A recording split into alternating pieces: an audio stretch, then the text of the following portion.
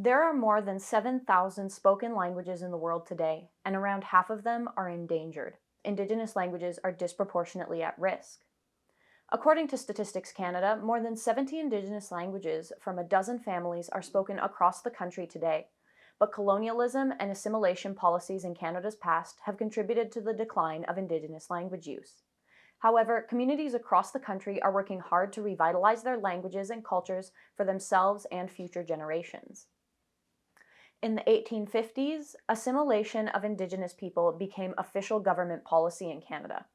In 1876, the Indian Act would come into effect. And in 1894, an amendment allowed for the establishment of industrial boarding schools for Indigenous children. At residential schools, speaking traditional languages was prohibited. As a result of these practices, many Indigenous children lost their native tongues, a crucial connection to their culture and communities, and this practice drove the decline of Indigenous languages across the country.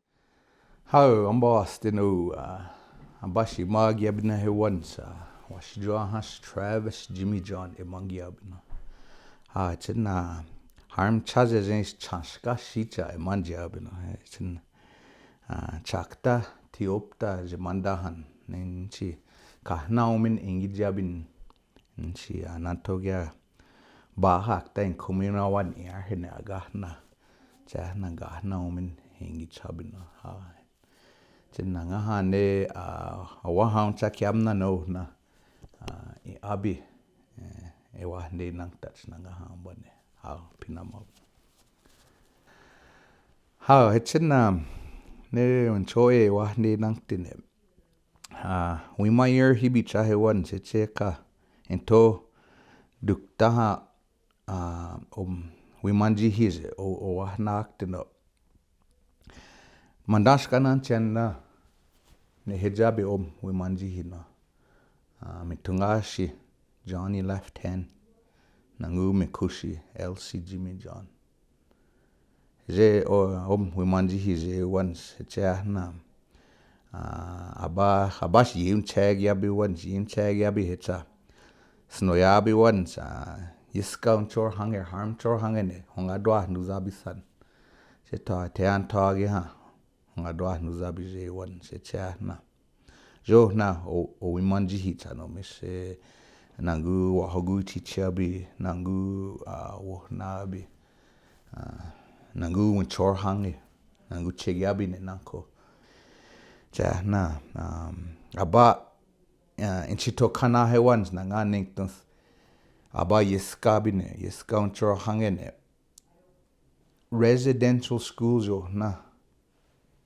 aba nga nustamina ka hewans jaha abans nangu yabishin jecha nahnish washaga no habin nangu mitungashi jahandu bize nchika na umna school yabishin cha hewans residential school cha na hinchuha harmcho hange nangu yiskai ekeko inu habin na nchi nahnish.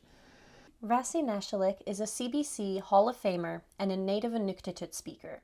Nashalik grew up in what is now northern Nunavut and was the first and former host of CBC Igalaaq, an Inuktitut language news broadcast. She spent her early childhood living a traditional Inuit lifestyle, traveling with her family by dog sled and boat, following seals, ducks, and caribou according to hunting traditions. Nashalik only spoke Inuktitut with her family growing up, and it wasn't until she was brought to a residential school in Pengnartung at age 10 that Nashalik was introduced to English. In school, Nashalik was not allowed to speak Inuktitut, and she credits her foster parents at the school's hostel as the reason she still speaks her language. We had young Inuit couple who didn't speak English at all to look after us in the hostel, and they work for the government and they look after us. Those were our foster parents right through the school year. And our home language was Inuktitut because those couples, they couldn't speak English. But I'm so fortunate to have had the foster parents right through the school year who didn't speak English at all in our home setting. I always say that is why I never lost my language.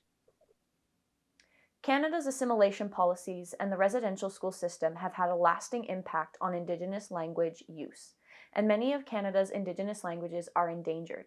Linda Manyguns, Associate Vice President of Indigenization and Decolonization at Mount Royal University, explains that this practice of linguistic colonization was not exclusive to Canada, but due to the resilience and advocacy of Indigenous peoples in Canada, the issues surrounding Indigenous language use are being raised. This behavior has been applied in every part of the globe, and it's basically destroy anything that isn't westernized, and it has no value. Our cultures were devalued at such a level that the fact that we've survived is the only reason that this question is even being raised. There are still many challenges Canada faces as it works towards reconciliation.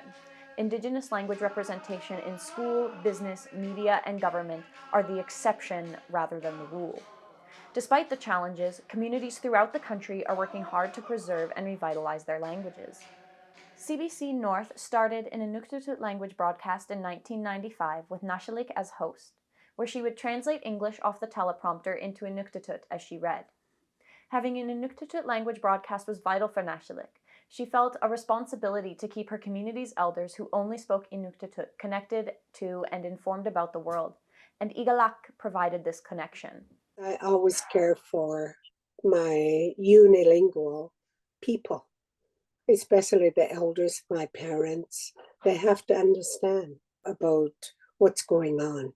And I guess it's hard when people are talking different language and you don't understand what they're talking about. Not only did Igalaaq connect unilingual Inuit elders to the rest of Canada, but the program inspired young Inuit who saw their language represented in media, which emphasized to Nashalik the importance of her work. The little wee ones, let's say 2-year-olds, when my opening theme was very, very lively, and they would jig on that, they would dance on that at the opening of my show. I really think that I made a difference, because a lot of young ones always say, you are my role model, and I like to be able to do a job like you have been doing on Igalaaq. Today there are about 35,000 Inuktitut speakers across mostly Nunavut, the Northwest Territories, and Quebec. But languages with fewer speakers are also seeing more representation. Alice Kakwitz and Thomas Snow from Morley First Nation in Alberta host Conversational Nakoda, a half-hour radio show of Nakoda words, stories, and music. Nakoda has around 3,000 speakers in Alberta today. Good morning. Welcome to Convo Nakoda on Wind Speaker Radio. My name is Jeremy Harp, of course, with Alice Kakwitz and Thomas Snow. Good morning. So, what else would you like to teach us today? Efforts